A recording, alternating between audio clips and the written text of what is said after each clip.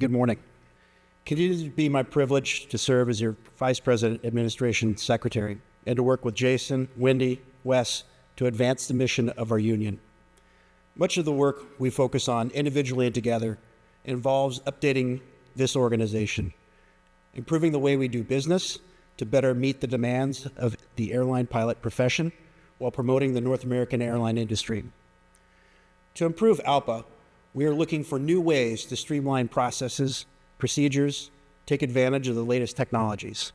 We do this with forward-thinking approach with the intent to direct more resources to the MECs, better support our MECs' needs and actions, and grant them greater decision-making authority. We continue to employ the strategic planning process whenever possible to better explore the full range of possibilities, work toward building consensus in our leader and membership ranks, maintain transparency in our actions, and ensure that everyone has access to our goals and how we intend to accomplish them. In my report to you this morning, I'm going to talk about how we are addressing these efforts through system changes and developments from the Information and Technology Advisory Committee, as well as some of the policy updates from the association's governing bodies.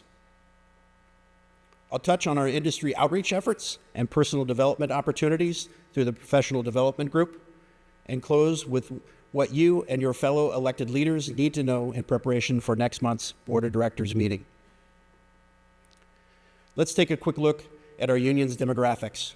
As of September 1st, 2024, ALPA represents 78,417 pilots at 41 airlines. Our numbers continue to grow, and we represent more pilots than ever before. Within the different membership categories, that's a total of 68,266 active members, 6,714 apprentice and reactivated members, and 463 members on military leave. Note that the majority of the recently reported 186 furloughed Spirit pilots were apprentice and reactivated members. Therefore, they are not accounted for in this same manner. We're entering the election season, and the EVP alignment for this year's elections has been completed. With the latest member data, here are the breakdowns outlining the different pilot groups and their corresponding categories. As far as local council elections are concerned, all related activities for the new term of office starting March 1, 2025 are underway. We sent an email to all LAC officers and members in Election Group 3 regarding the process and key dates for expressing the willingness to serve, nomination deadlines, and election based on governing structure of each council. If everything goes according to schedule, ALPA will certify these elections by December 10th. We will then invite those eligible to the February 2025 Leadership Training Conference. ALPA has been conducting a national member tracking poll since early August to give our members an opportunity to comment on the work we're doing and the direction we have taken. Like many of our MECs that routinely poll their members, we're doing the same thing at the national level. Dave Krieger, ALPA's General Manager, will provide information from this poll at the upcoming Board of Directors meeting. As a side note, I want to congratulate our latest Group A Executive Vice President, Spirit Captain Andy Nelson. I look forward to working with Andy in his new capacity. During the last 5 months, we've identified several sections of the administrative manual that needed to be updated to better reflect how we do business today. With the reliability of electronic communications, the reality that virtually everyone uses email, we are proposing changes to timelines that are triggered by email dates and not postal mail dates. We're still required by law to mail notifications, but timelines are no longer based on the mailing dates. Much of this effort involves revisiting Section 15, addressing administrative policies, and Section 25, dealing with communication, public relation, and education. In addition to the way we communicate to support our union, actions and activities, we're looking at revising our IT policies and guidance as well. We are also reviewing representational practices, particularly council representation. For example, Delta Council 66 in New York is a relatively junior base for Delta with nearly 30% of its 3,000 pilots on probation. Because of these numbers, the pilot leadership is unable to use some of the provisions of the union's constitution and bylaws to impose a larger representational structure. Instead of having a captain rep and a first officer rep to support 3,000 pilots, the Council could employ 4 status reps to better address the demographics of the pilot group. This is just one example of the kind of issues we're considering. By now, you've seen the August 14 memo from the Executive Council addressing the use of artificial intelligence. Please ensure that your LEC reps, committee members, are fully aware of this policy. I want to emphasize the use of AI is prohibited from recording, transcribing, or summarizing any ALPA meeting. Please understand that your leadership is not against the use of AI. At the upcoming Board of Directors meeting, we will discuss how we're considering new ways of incorporating it into our work we do. For example, some of our MECs are interested in studying chatbots, which could help us personalize automated conversations for accessing real-time member data, respond instantly to common questions using items such as FAQ guides, and more quickly respond to member processes by directing pilots to self-service portals where they could update their personal information, pay bills, perform other basic tasks. However, this is a balancing act. ALPA wants to stay on the leading edge of AI development while ensuring the safety of our systems and members' data integrity. In addition, we do not want to introduce products that could later create problems for us. We must take a methodical approach. In addition to discussing AI, the Information Technology and Advisory Committee recently met to address several other issues related to supporting the important work we do as an association. In particular, we reviewed the process of transitioning ALPA's current systems to create singular platforms for larger MECs, which in the long run can benefit all member pilot groups, received an update on our Microsoft platform for enterprise-level operations, including how MECs are using Teams, SharePoint for collective projects.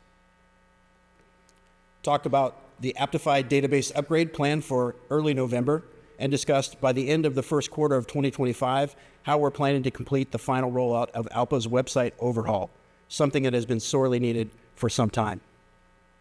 Many of our MECs will benefit from the new seniority list calculator and other functions that larger pilot groups have developed on their own.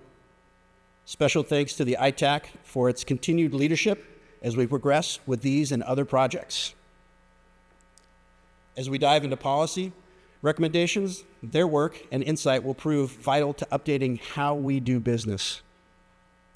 In front of you is a hard copy of the final update to the 2022 Board of Directors Strategic Plan. It is also posted on the strategic planning website at www.alpa.org/strategic plan. Please ensure you review this material as you prepare for the Board of Directors delegates for the discussions on the 2024 BOD Strategic Plan. The proposed language for this year's plan was sent to you in June. This will also be on the BOD Advanced Agenda at the end of September. ALPA had its first mentorship seminar June 20th through 21st at the United MEC office in Chicago.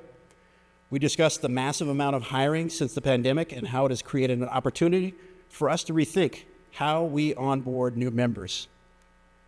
We also explored how our MECs approach mentoring programs, the tools that we use to communicate with our newest members, such as Cooper, a software platform we're testing out at several MECs.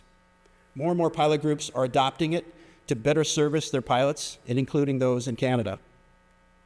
Even though pilot hiring has slowed, mentoring is still needed to keep our members educated and informed. In addition, a working group is developing the components for a new turnkey mentoring plan. Details are to follow. The professional development group is coming out of its busy summer season with participation at events including NIFA SafeCon in May, the Professional Asian Pilots Association Expo in June, the annual American School Counselors Association Conference in July, the Abbotsford International Air Show in August, and the OBAP Conference, which just recently occurred. At OBAP, we transitioned from being an exhibitor to a first-time presenter, an important step in further developing our relationship with this important organization. The biggest of the summer's PDG events, as Wendy mentioned, was the EAA AirVenture in Oshkosh. And although I was not able to attend to make it, I want to thank Wendy for going this year and for briefing us this morning. EAA announced that there were approximately 68,000 attendees, many of whom were young people with their parents, members of the military, and others seeking information about careers in aviation. In other words, our target audience. We continue to look for ways to make the most of this annual opportunity. In addition to promoting the profession to future generations, the PDG also looks through their entire airline experience, with several groups in our ranks facing furloughs, zero lines. The PDG has rallied resources and paired MECs with pilots looking for jobs with other ALPA MECs whose airlines are hiring. This is ALPA unionism at its best.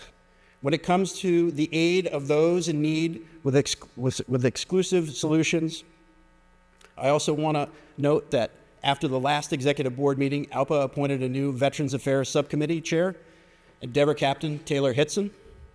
He's a former Marine, and if you can be a former Marine, and we welcome him to the team.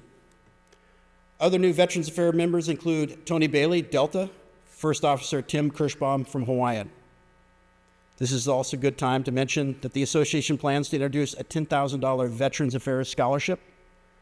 Look for more information soon. As always, I want to thank Debbie Chair, First Officer Cami Turrieta, JetBlue, Education Chair, First Officer Justin DeHaan, FedEx, Membership Chair, Captain Candy Bernscatter, FedEx, Leadership Chair, First Officer Mark Lockwood, Delta, and of course, the PDG lead, First Officer Carrie Paris, United Airlines, for all the hard work they do. With the hurricane season well underway and wildfires continuing in parts of the United States and Canada, ALPA stands ready to assist affected members with disaster relief grants from the Pilots for Pilots P4P program. Please remind your colleagues that this invaluable program is available to all ALPA members. Funding per P4P comes solely from member donations, so please keep up the great work to keep it funded. Special thanks to P4P directors, Captain Nathan Hilliard, Delta, First Officer Ken Reinhardt, United, and Captain Kathy Hurst, United Airlines. ALPA's 50th regular meeting of its board of directors will be held October 28th through 31st at the Hilton, Chicago. This year's meeting will include EVP elections, strategic planning, and the business of the union. General information for this upcoming event is available at the BOD 2024 alpa.org website.